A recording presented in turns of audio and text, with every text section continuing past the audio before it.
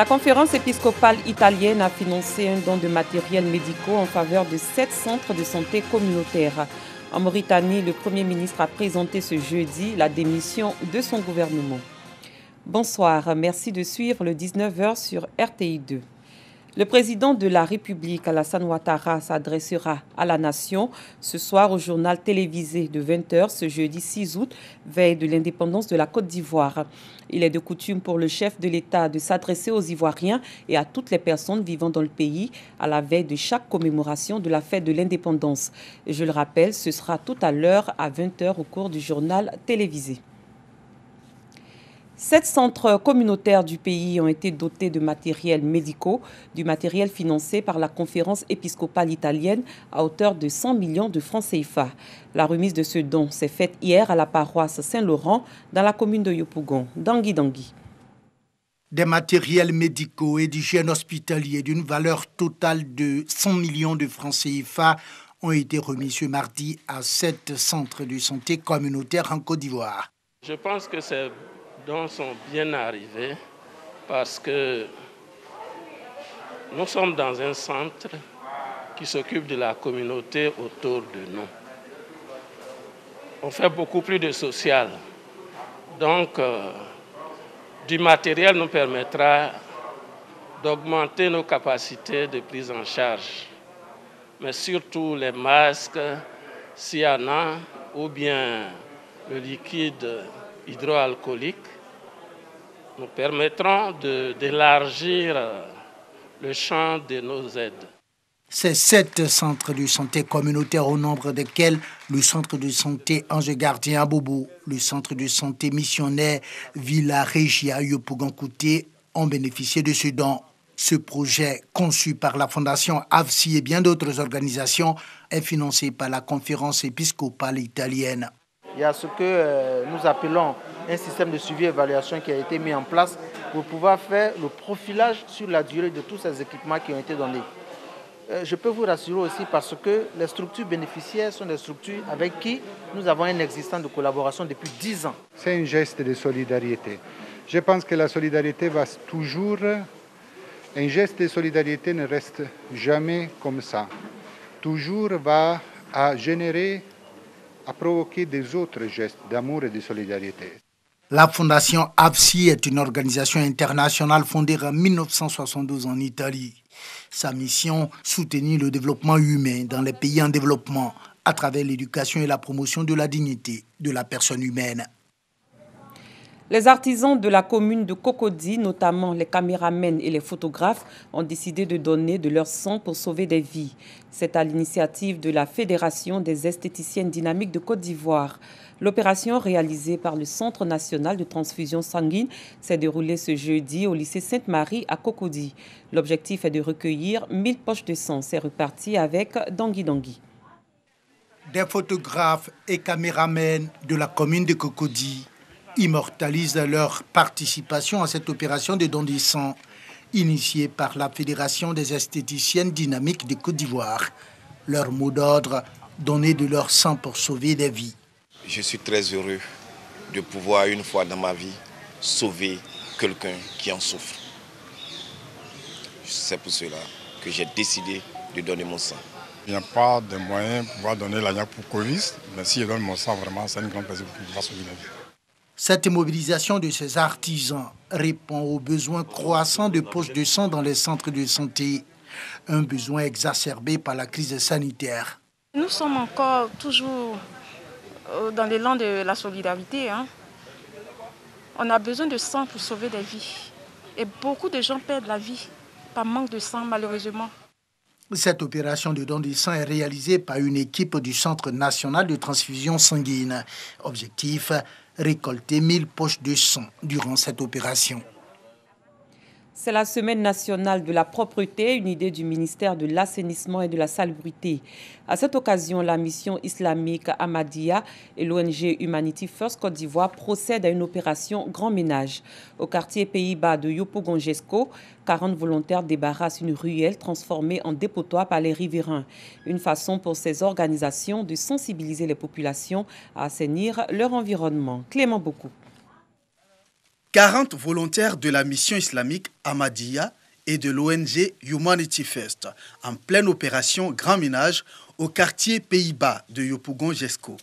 Objectif, assainir le cadre de vie des populations et les sensibiliser à garder leur environnement propre. Pour la commémoration de cette semaine nationale de la propriété, en tant qu'ONG caritative, il est réellement de notre devoir de participer à cette semaine. Donc, le site que vous voyez derrière nous, en réalité, c'est une voie. Mais malheureusement, il a été colonisé par des ordures. Donc nous mettons à la tâche ce matin pour la déblayer. Et j'ose espérer qu'après ce coup de balai, les responsables de la communauté vont essayer de causer avec les riverains, en le sens qu'ils ne puissent plus recoloniser encore ce site. La propriété, ce n'est pas l'affaire du gouvernement seulement. La population doit participer à 80, je peux dire à 98%, puisque la saleté, c'est fait par la population. Et nous voyons souvent des gens, ils prennent les poubelles dans les caniveaux, ils vont y jettent. Alors qu'il y a des dépotoirs d'ordures mis spécialement par les agents municipaux. Donc si tout le monde, la population respecte cela, alors déjà nous avons la propriété à 98%.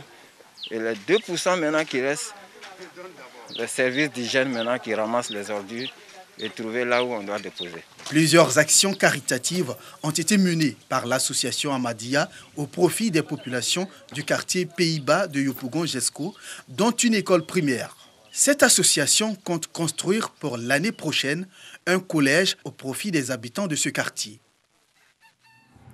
L'Association des églises adventistes du 7e jour, division Afrique de l'Ouest et du Centre, a décidé de réhabiliter les latrines de certains établissements et en construire pour d'autres.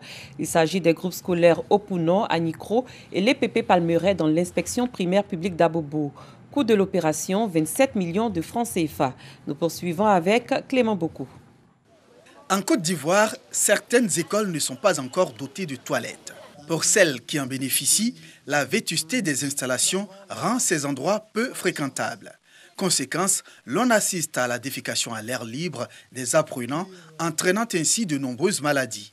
Pour offrir un cadre de vie sain et un environnement propice aux études, l'Association des églises adventistes du 7e jour, division Afrique de l'Ouest et du Centre, procède à la réhabilitation et à la construction de toilettes des groupes scolaires Gendarmerie, Mponon, Anicrobad, Rail et l'EPP Palmeret dans la circonscription de l'enseignement préscolaire et primaire d'Abobo Avocati. J'ai eu des larmes aux yeux quand on est venu voir la situation initiale. C'est pourquoi aujourd'hui, c'est vraiment avec bonheur que je vois que cet endroit a été inauguré pour permettre à nos enfants et à nos enseignants qui sacrifient tant pour se mettre à l'aise. On ne peut pas avoir un pays émergent sans que les citoyens ne se trouvent pas à l'aise. Donc c'est dans ce sens-là que nous offrons ces toilettes pour que l'inspection en bénéficie. Non seulement ils ont réhabilité les anciennes, mais ils ont construit de nouvelles toilettes. Avant, les maîtresses partaient à l'extérieur pour aller se soulager dans leur joli maxi. Pour les enfants, ce n'est pas un problème parce qu'ils peuvent se soulager partout, on le voit. Mais pour une dame, c'est vraiment difficile. Et là, aujourd'hui, je ne peux qu'en être fier de ce cadeau qu'on nous a fait.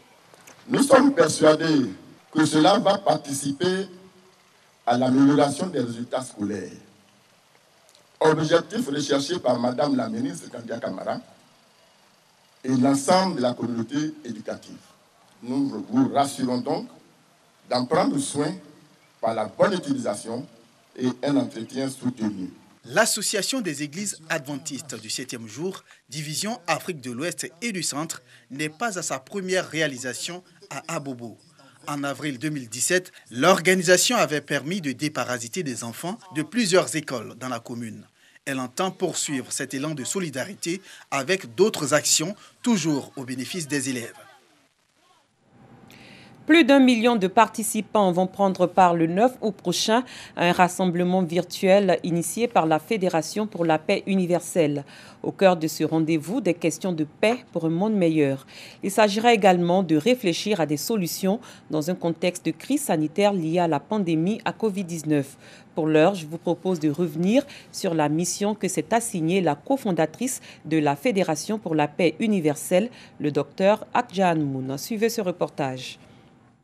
Établir un monde de paix, c'est le vœu du docteur Ak Jahan Moon qui a fondé aux côtés de son défunt époux, le révérend San Myang Moon, la Fédération pour la paix universelle. Dans sa quête d'une coexistence harmonieuse entre les hommes, dépourvus de conflits, le docteur Ak Jahan Moon a initié l'an dernier diverses rencontres à travers le monde. Des rencontres dont le clou a été en février dernier en Corée du Sud, la tenue d'un sommet mondial.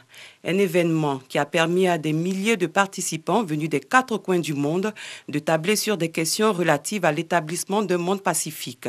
Cette année, dans un contexte de crise sanitaire de coronavirus, la cofondatrice de la Fédération pour la paix universelle a décidé de renouer avec ses activités, avec dans un premier temps la tenue d'une rencontre virtuelle dénommée le Rallye de l'espoir.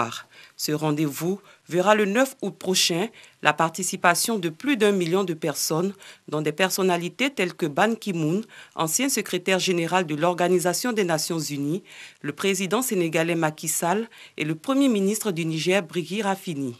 Un conclave qui conduirait à l'élaboration de voies et moyens pour l'établissement d'un monde unifié et pacifique à travers l'interdépendance, la prospérité mutuelle et les valeurs universelles prônées par le docteur Ak Jahan Moon.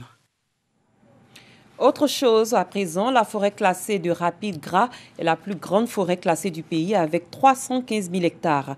Aujourd'hui, il ne reste plus que 10%. Les occupants qui y ont créé des plantations agricoles sont invités à pratiquer l'agroforesterie.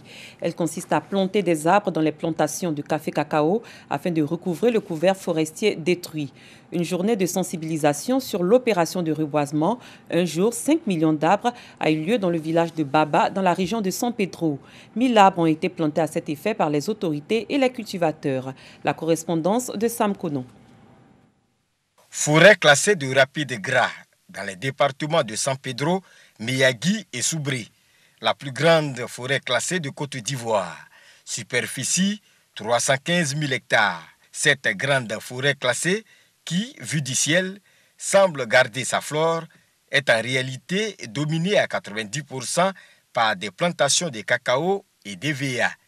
Face à la menace de disparition de cette forêt classée, les occupants ont été sensibilisés à l'agroforesterie, qui consiste à planter des arbres dans les plantations de café et de cacao. C'était à l'occasion d'une journée de sensibilisation et de planting d'arbres dans le village de Baba, dans le département de San Pedro. Nous avons voulu montrer à la population, aux planteurs qui sont dans cette forêt classée de Rapide Gras, qui était au départ à 315 000 hectares, qui est détruite à près de 90%, qui peuvent rattraper les arbres qu'ils ont détruits. Donc on les invite à planter chaque année des arbres pour pouvoir reconstituer le couvert végétal. Nous allons repasser régulièrement pour voir si les arbres que nous avons mis en terre sont là.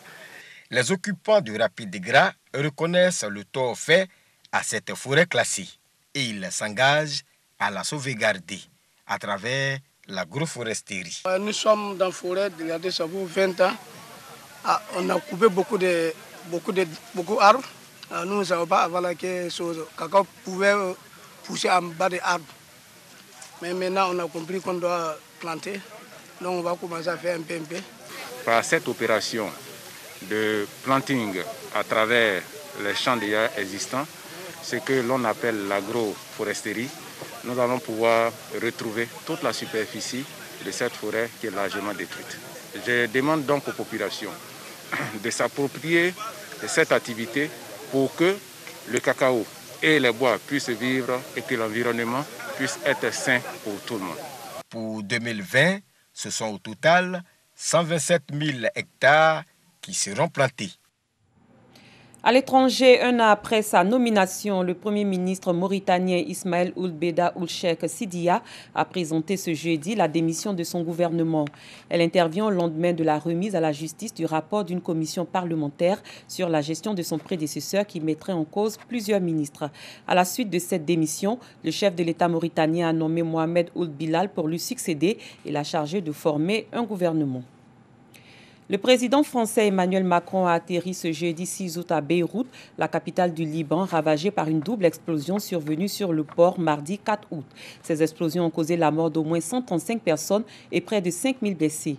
Quelques 25 000 Français vivent au Liban. La France a annoncé l'envoi d'un détachement de la sécurité civile, 55 personnes, 15 tonnes de matériel et 6 tonnes de matériel sanitaire, ainsi qu'une dizaine de médecins urgentistes. Des entretiens avec le président libanais Michel Aoun, le Premier ministre Hassan Diab et le président du Parlement Nabi Berri sont notamment au programme de sa visite. Je rappelle que le président de la République, Alassane Ouattara, s'adressera à la nation. Ce sera ce soir lors du journal télévisé de 20h sur RTI1, ce jeudi 6 août, veille de l'indépendance de la Côte d'Ivoire. Il est de coutume pour le chef de l'État de s'adresser aux Ivoiriens et à toutes les personnes vivant dans le pays à la veille de chaque commémoration de la fête de l'indépendance. Cette édition est terminée. Merci de votre aimable attention. Très bonne soirée. À demain pour une autre édition.